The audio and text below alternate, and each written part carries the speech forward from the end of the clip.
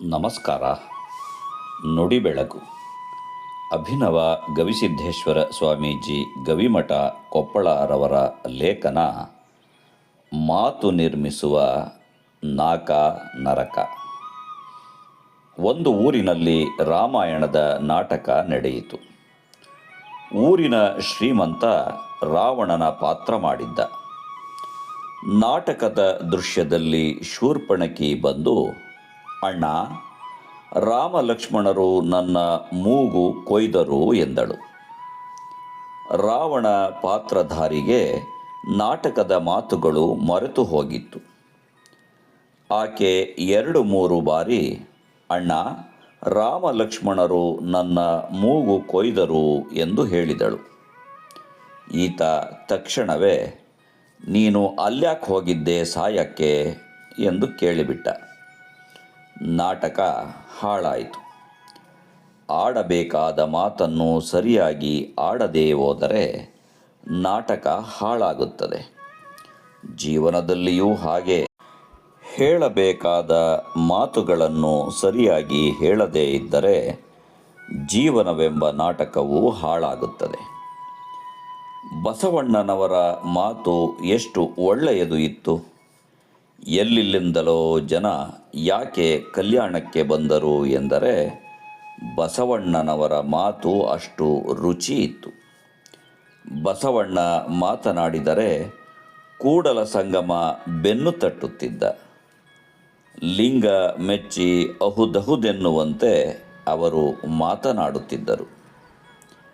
ನನ್ನ ತಪ್ಪು ಬಹಳ ಇದೆ, ನಿಮ್ಮ ಸೈರಣೆಗೆ ಎಣೆಯಿಲ್ಲ ಎಂದು ಅವರು ಹೇಳುತ್ತಿದ್ದರು. ಎನ್ನ ತಪ್ಪು ಅನಂತ ಕೋಟಿ, ನಿಮ್ಮ ಸೈರಣೆಗೆ ಲೆಕ್ಕವಿಲ್ಲವಯ್ಯ ಅಂತಿದ್ದರು ಅವರು. ಇದು ಬಸವ ಭಾಷೆ.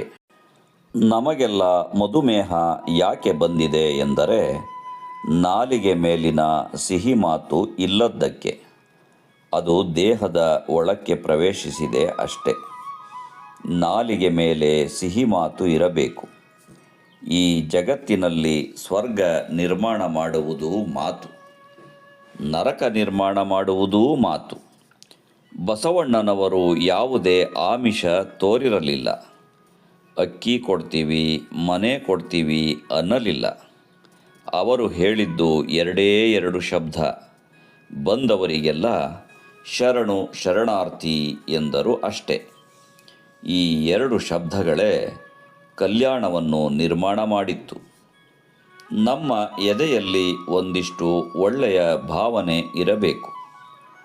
ಒಳ್ಳೆಯ ಭಾವನೆಗಳೇ ಇಲ್ಲದಿದ್ದರೆ ಅದೆಂತಹ ಜೀವನ?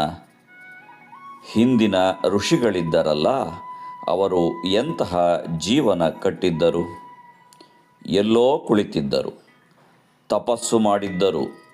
ಹೃದಯ ತುಂಬಿ ಬಂದು, ಸರ್ವೇ ಜನಾಃ ಸುಖಿನೋ ಭವಂತು, ಸರ್ವೇ ಭವಂತು ಸುಖಿನಃ, ಸರ್ವೇ ಸಂತು ನಿರಾಮಯಃ, ಸರ್ವೇ ಭದ್ರಾಣಿ ಪಶ್ಯಂತು, ಮಾ ಕಶ್ಚಿತ್ ದುಃಖ ಭಾಗ ಭವೇತ್ ಎಂದು ಹಾಡಿದರು. ಋಷಿ ಎಲ್ಲಿ ಕುಳಿತಿದ್ದಾನೆ ಎನ್ನುವುದು ಮುಖ್ಯವಲ್ಲ, ಅವನ ಜಾತಿ ಧರ್ಮ ಯಾವುದು ಎನ್ನುವುದು ಮುಖ್ಯವಲ್ಲ. ಆದರೆ ಅವರು ಧ್ಯಾನಿಸಿದ್ದು ಸಮಾಜದ ಎಲ್ಲ ಜನರು ಸುಖಿಗಳಾಗಬೇಕು ಎಂದು. ಯಾವ ಜೀವಿಯ ಕಣ್ಣಿನಲ್ಲೂ ನೀರು ಬರದಿರಲಿ ಎಂದು ಅವರು ಪ್ರಾರ್ಥಿಸುತ್ತಾರೆ. ಒಂದು ಊದಿನ ಕಡ್ಡಿ ದೇವರ ಮುಂದೆ ಉರಿಯುತ್ತಿತ್ತು.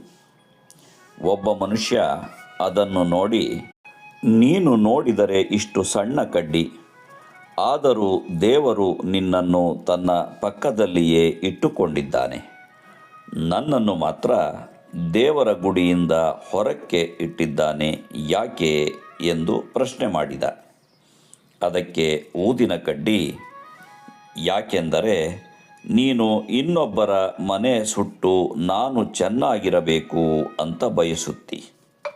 ನಾನಾದರೆ ನನ್ನನ್ನು ನಾನು ಸುಟ್ಟುಕೊಂಡು ಮನೆ ಬೆಳಗುತ್ತೀನಿ, ಇಡೀ ಮನೆ ಸುವಾಸನೆಯುಕ್ತ ಮಾಡುತ್ತೀನಿ.